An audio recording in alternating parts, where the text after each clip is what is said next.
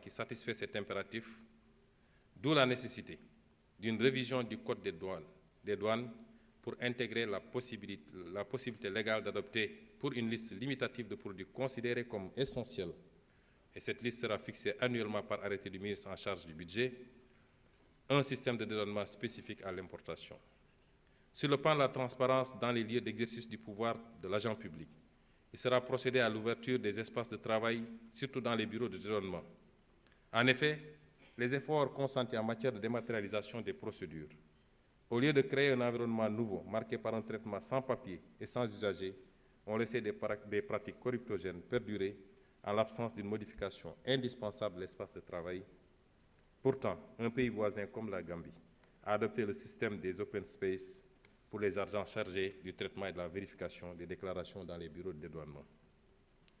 Les chantiers ambitieux en matière de digitalisation des procédures douanières et des formalités du commerce extérieur vont être accompagnés d'une réforme des structures qui les portent, notamment les bureaux de dédouanement hérités de la colonisation et ne répondant plus aux exigences modernes du service à l'usager.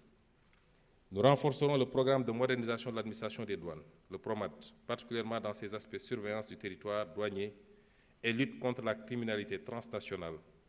L'environnement sécuritaire et la recrudescence des divers trafics justifient la montée en puissance d'une administration dont le champ d'action est la frontière.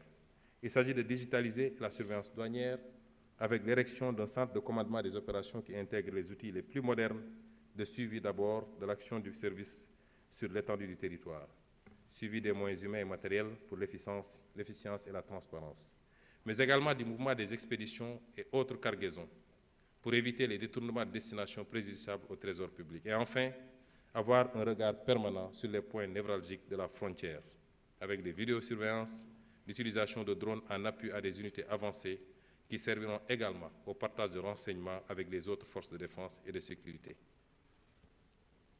Mon gouvernement fera le nécessaire pour mobiliser et mettre en place le financement nécessaire à cet ambitieux projet déjà ficelé. La rationalisation du train de vie de l'État constitue un autre pilier important du travail gouvernemental. Les dépenses relatives au train de vie de l'État représentent en 2024 16% du PIB et 53% des dépenses totales de l'État, ce qui laisse peu de marge pour la prise en charge des investissements publics. S'agissant de la masse salariale, il sera réalisé un audit du secteur public ainsi que du régime indemnitaire.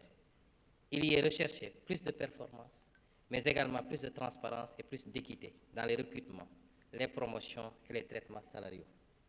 Toute proposition de recrutement de nouveaux personnels devra être accompagnée d'une fiche d'évaluation du besoin, en identifiant clairement la valeur ajoutée créée, considérant les ressources disponibles. Nous mettrons en œuvre dès 2026 un budget à base zéro, ce qui nous donnera l'occasion de traquer toutes les niches de gaspillage qui figurent année après année dans les dépenses courantes, sous la rubrique intitulée « Services votés ». Les mesures nouvelles des budgets programmes seront également minutieusement étudiées. Dans la même veine, des audits organisationnels seront menés dans les différents services publics afin de rationaliser dans tous les domaines l'architecture et la structuration des administrations, agences et entreprises publiques et parapubliques. La mise en place d'un système de centralisation des achats de mobilier et des fournitures permettra de rationaliser la commande publique et de faire des économies substantielles, tout en privilégiant systématiquement le mobilier national dans le choix. Les mesures de rationalisation des dépenses courantes s'accompagneront d'une amélioration de l'efficacité dans le choix et dans l'exécution des investissements publics. Désormais, l'inscription d'un projet d'investissement dans le budget devra préalablement et systématiquement passer par les processus de maturation et être présenté devant un comité national de sélection des investissements publics afin de nous assurer notamment de son alignement à la vision Sénégal 2050 et de sa soutenabilité budgétaire. Dans cette même veine, le potentiel national d'économie d'énergie, évalué à 28% des consommations énergétiques du pays, dont 36% pour le sous-secteur de l'électricité, 18% pour celui des hydrocarbures et 40% pour les combustibles de cuisson, sera exploité à fond pour les marges qu'il permettra de dégager sur le coût des subventions d'État et sur la consommation énergétique de l'administration. Ces marges évaluées à 15%. En plus des effets positifs induits sur le portefeuille des ménages et les capacités de la Sénélec, c'est-à-dire 320 gigawatts à moyen terme et 2587 gigawatts à long terme, et un écrêtement de la pointe du réseau électrique de 441 mégawatts. Ces réformes seront difficiles. Elles seront difficiles. Ces réformes seront difficiles. Mais elles constituent le socle de notre nouvelle gouvernance budgétaire et financière.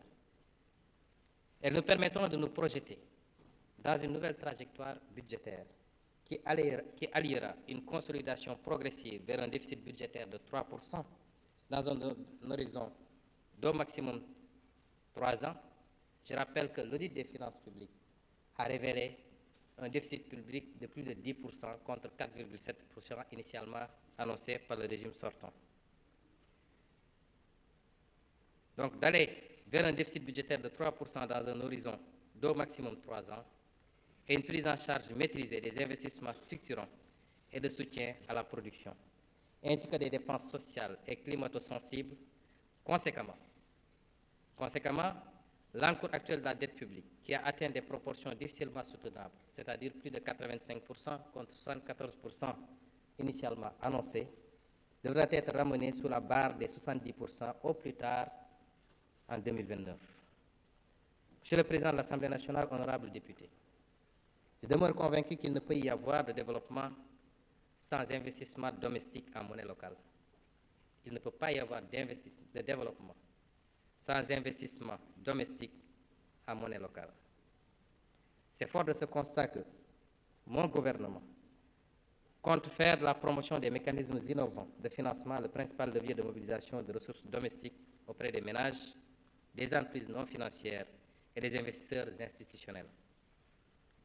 En ce qui concerne les ménages, la stratégie de mobilisation des financements nécessaires à l'exécution des programmes et projets, la stratégie nationale de développement 2025-2029, intégrera l'intérêt à susciter auprès des Sénégalais pour leur participation financière à l'effort de transformation structurelle. À cet égard,